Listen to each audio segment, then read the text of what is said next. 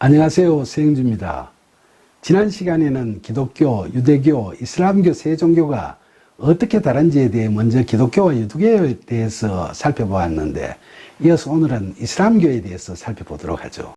잘 아시다시피 기독교 못지않게 이슬람교도 날로 세가 확장되고 있죠. 그러면 이슬람교는 어떻게 탄생되었고 어떻게 종교로 자리를 잡았을까요? 우리는 이슬람 하면 극렬 테러 조직을 연상하면서 좋은 인상을 갖지 않는 것이 통례입니다만, 이슬람이라는 말은 신에게 귀의하는 평화와 순종을 의미하는 종교명이죠. 이런 이슬람교를 믿는 사람들을 무슬림이라고 하는데, 그것은 복종하는 사람이라는 의미를 지니고 있죠. 610년 40세의 나이에 무하마드가 알라의 계시를 천사 가브리엘에게 받았다고 하면서 만든 코란을 주경전으로 이슬람교를 전파하기 시작했는데, 그는 이슬람교는 자신이 만든 게 아니고 자신에게 알려진 진리라고 말합니다. 이슬람에서는 아브라함, 모세, 다윗 그리고 예수님을 예언자들로 존경하고, 무하마드를 이슬람교를 인류에게 전달할 목적으로 선택된 최후의 예언자로 생각합니다. 이슬람교는 유대교, 기독교와 달리 하나님과 아브라함의 약속의 아들을 사라에게서 태어난 이삭이 아니라 시녀 하갈에서 태어난 이스마엘로 보고 있죠. 그들은 유대교, 기독교에서 왜곡되어 있는 구약과 신약 성경을 바로잡기 위해서 가브리엘 천사가 무하마드에게 알라의 계시를 전하고 이를 집대성한 것이 코란이라고 이야기하고 있죠. 따라서 이슬람교에서는 모세 오경과 다른 토라, 다윗의 시만으로 편집된 시편인 자부르, 제자들이 아닌 예수님께서 직접 쓰셨다는 복음서인 인질 등으로 경전을 차별화하고, 무하마드가 계시를 받아 쓴 코란을 주경전으로 삼고 있습니다. 코란에는 신, 천지 창조부터 해서 심판까지, 그리고 삶의 윤리와 규범들이 기록되어 있는데 번역을 하지 않고 원어로 읽히도록 하고 있죠.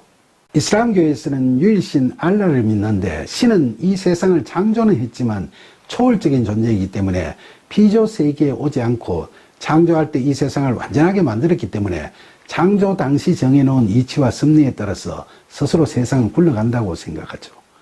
그래서 무슬림들은 말끝마다 인샬라, 즉 알라의 뜻대로라는 말을 자주 하죠.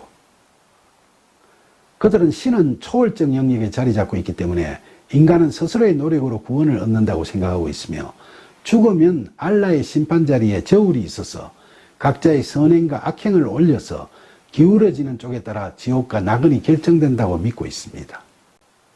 그들은 한때 유럽으로 세를 확장해 나가면서 지중해 패권을 장악하기도 했었는데, 소위 한 손에는 코란을, 한 손에는 칼을 들고 이슬람 포교를 확산시켜 나갔지만, 정복지 이교도에게 개종을 하든지 공물을 바치든지 선택하게 하는 관용적 태도를 견지했으며, 유대교와 기독교의 성당을 파괴하지 못하도록 했습니다. 그런데 그 옛날 동로마 비잔틴 왕국에서의 융성했던 기독교가 지금은 이슬람으로 완전 뒤바뀌게 된 데는 정복자의 개종 유도 정책이 잘 먹혀 들어간 점도 있죠. 이슬람으로 개종하지 않는 자들에게는 공직 진출을 제한하고 가중한 세금을 부과했기 때문에 대부분의 사람들이 이런 정치 경제적인 이유로, 즉 먹고 살기 위해서 개종을 하게 됐던 거죠. 강제로 안 해도 그렇게 됐던 거죠. 그리고 특히 이스탄불에 있는 성 소피아 성당에 가보면 교회를 파괴하지 않고 해치를 해서 이슬람 사원으로 쓴 것을 볼 수 있죠. 그런데 요즘 벽에 그 해칠이 벗겨 보니까 예수님과 마리아의 모습이 그려진 성화가 그대로 남아있는 것도 볼 수 있지 않습니까? 그들은 이렇게 종래의 성전을 그대로 사용하면서 자연스럽게 개종을 유도하고 이슬람교를 정착시킨 거죠. 이런 이슬람에서는 무하마드가 죽고 아들이 없어서 장로 중에서 후계 칼리프가 선출되었는데, 오늘날 중동에서는 무하마드의 사이만 정통성을 인정하는 시아파, 그게 이제 이란, 이라크 등을 중심으로 형성되어 있고, 그런 혈통이 아니어도 인격과 능력에 따라서 칼리프가 될 수 있다는 수니파, 이건 사우디아라비아를 중심으로 전 세계 무슬림의 83%를 차지하고 있습니다.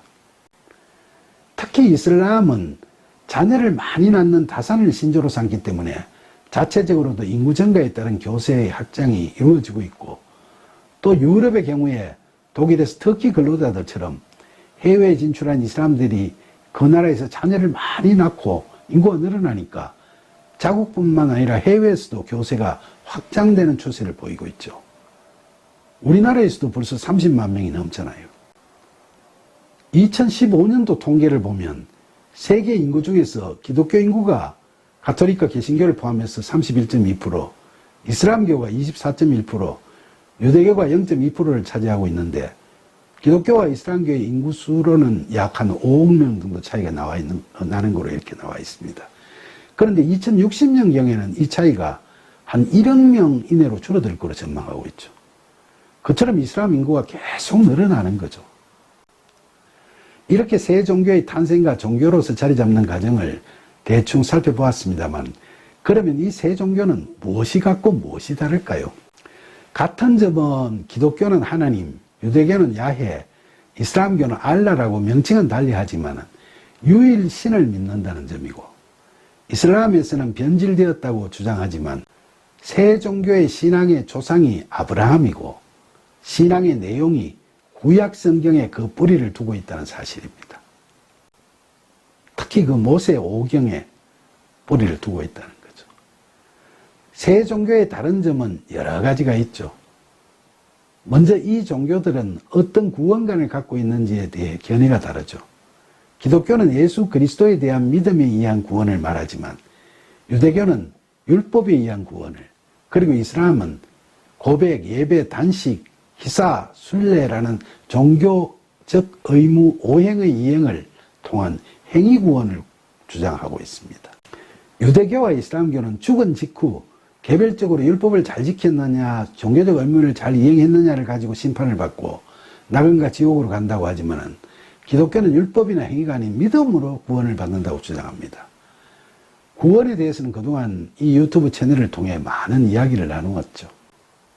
결국 이 세 종교는 구원관에 있어서 차이를 보이고 있는데, 유대교는 스스로 율법을 준수하는 행함으로 구원받는다고 하고 있고, 이슬람교는 스스로의 노력으로 교리와 종교적 의무를 잘 지키는 행위로 구원받는다고 믿고 있는 점에서 유대교, 이슬람교 둘 다 자력 구원론을 주장하는 종교라고 할 수 있겠죠. 그에 반해서 기독교는 자력 구원을 부정하고 예수 그리스도에 대한 믿음으로 구원받는다는 은혜에 의한 구원론을 주장하고 있죠. 그리고 이 세 종교에서는 예수님에 대해서도 각각 달리 보고 있습니다. 기독교는 예수님을 베드로의 고백처럼 그리스도시요 살아계신 하나님의 아들이라고 믿고 있지만, 유대교는 예수님을 유대교의 일파를 이끌다가 순교한 한 선지자로 봅니다. 이슬람교는 예수님을 신이 보낸 예언자로 존경은 하지만, 이슬람 교도인 자신들이 아브라함 종교를 계승했다고 자부하고 있고, 참 선지자는 아브라함의 장자 이스마엘의 자손 무하마드라고 주장을 합니다. 그러니까 유대교와 이슬람교는 둘 다 예수님을 아브라함으로부터 시작되는 자신들의 신앙의 믿음의 계보에 속한 구원의 중보자로 보지 않는 거죠. 그리고 구원자 메시아에 대해서는 기독교는 잘 아시다시피 예수 그리스도가 메시아이며 재림 구주로 다시 오신다고 믿고 있죠. 기독교에서 주장하는 원죄 사상과 관련해서는 세 종교에서 각기 조금씩 다른 이야기를 하고 있습니다. 이슬람교에서는 하나님께서 선악과 먹은 그 아담을 용서했기 때문에 아담의 자손들에게는 원죄가 없다고 이야기를 합니다. 유대교에서는 아담과 하와의 불순종의 죄는 인정하지만은 죄의 유전인 원죄 사상은 부정하죠. 그들은 과거가 아닌 현재에 충실하지 않는 삶이 죄라고 생각하는 거죠. 기독교에서는 정통적으로 원죄를 교리로 삼고 왔습니다만, 현대신학에서는 유전자의 성격을 띠는 원죄 사상을 부정하는 경향이 있습니다. 전에 38화에서 말씀드렸듯이 현대신학자 틸리히는 유전자로 인식되는 원죄라는 개념보다는 인간의 타락은 유한한 존재의 보편적 특성이라는 점에서 원사실이라는 개념이 보다 합리적인 해석이라고 주장을 하고 있죠. 안식일과 관련해서 원래 세 종교의 안식일은 유대교와 안식일과 같이 금요일 일몰부터 토요일 일몰까지였죠. 그러나 기독교는 321년에 콘스탄티누스 황제가 일요일을 태양신의 날로 삼아서 휴일로 정하고 325년에 니케아 공의회에서 교회는 일요일을 주일로 삼아서 예배를 보게 했고 그게 지금까지 유지되고 있죠. 이슬람은 유대인들이 그들을 거부하자 기도드리는 방향을 예루살렘에서 메카로 전환하고 예배일도 금요일로 달리 정하고 있죠. 예배할 때 사제와 관련해서 보면 유대교와 이슬람교는 사제가 없습니다. 그들은 하나님과 평신도가 직접 소통한다고 믿고 있기 때문에 유대교의 랍비나 이슬람교의 이맘은 사제나 성직자가 아니라 평신도죠. 기독교는 가톨릭은 신부라는 사제가 있고 개신교는 목사가 있지만 만인 제사장이라는 기독교 사상에 따라 개신교의 목사는 사제라기보다는 전도자로 보는 것이 바람직합니다. 실제로 미국 그리스도의 교회에서나 우리나라의 그리스도 교회에서는 목사 대신 전도자라는 호칭을 쓰고 있죠. 그러나 우리의 경우 기존 장로교, 감리교, 침례교에서 목사라는 호칭을 사용하기 때문에 대세에 밀려서 그리스도의 교회 중에 일부는 목사라는 호칭을 사용하기도 하죠. 하지만 이 경우에도 목사를 사제로 보지 않고 전도자로 인식하고 있습니다. 경전 중 구약 성경과 관련해서 유대교는 히브리어로 쓴 구약 성경 24권이 있으며 기독교는 개신교에서는 헬라어로 쓴 39권이 있고 가톨릭에서는 이 39권과 함께 헬라어로 쓴 외경 7권을 포함한 총 46권의 구약 성경이 있죠. 이슬람교는 앞서 말씀드린 대로 모세 5경과 좀 다른 토라, 다윗의 시만으로 편집된 시편인 자브르 같은 경전이 있죠. 선교 활동과 관련해서 보면 유대교는 선교 활동이 없고 폐쇄적인 민족 정교로 그들만의 신앙을 강조하고 있죠. 그러나 미국에 있는 개혁파 유대인들은 타민족과 결혼의 자유가 있습니다. 잘 아시다시피 트럼프의 딸 이방카의 남편, 즉 트럼프의 사위 큐슈너도 유대인이죠. 기독교와 이슬람교는 전통적으로 선교를 중시하고 있죠. 이상에서 세 종교에 대해서 개괄적으로 살펴보았습니다만 이런 시간을 통해서 우리가 믿고 있는 기독교가 어떻게 세상에 나왔으며 세계 종교에서 어떤 위치에 있고 어떤 관계를 형성하고 있는지를 알 수 있을 겁니다.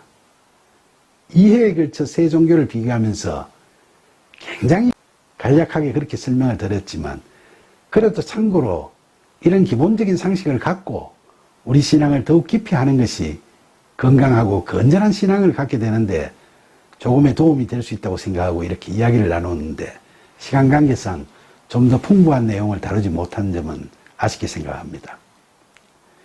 지금까지 살펴본 바와 같이 유일신을 믿으며 믿음의 시조로 아브라함이라는 인물을 공통적으로 인정하는 이 세 종교의 신도수가 세계 전체 인구의 가반을 넘습니다. 하지만 이들 세 종교는 앞서 살펴본 대로 유사한 점도 적지 않지만 또 많은 차이점을 가지고 있습니다.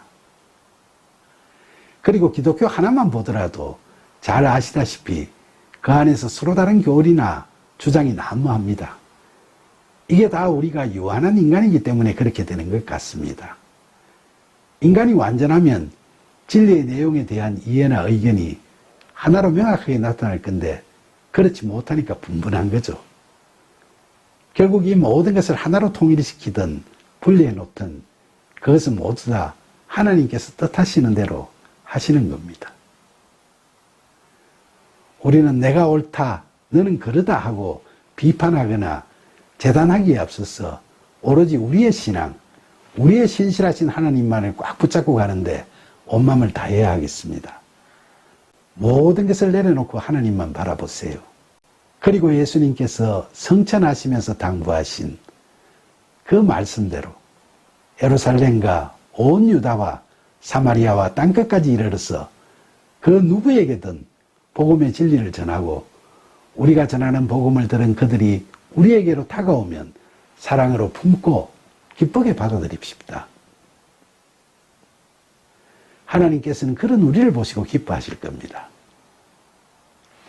이것으로 지난 1년간 여러분들과 나누어온 저의 신앙이야기 제1편은 여기서 마무리하고 앞으로 신앙이야기 제2편을 사도 바울이 기술한 신약성경 로마서를 중심으로 해서 이야기를 나누도록 하겠습니다.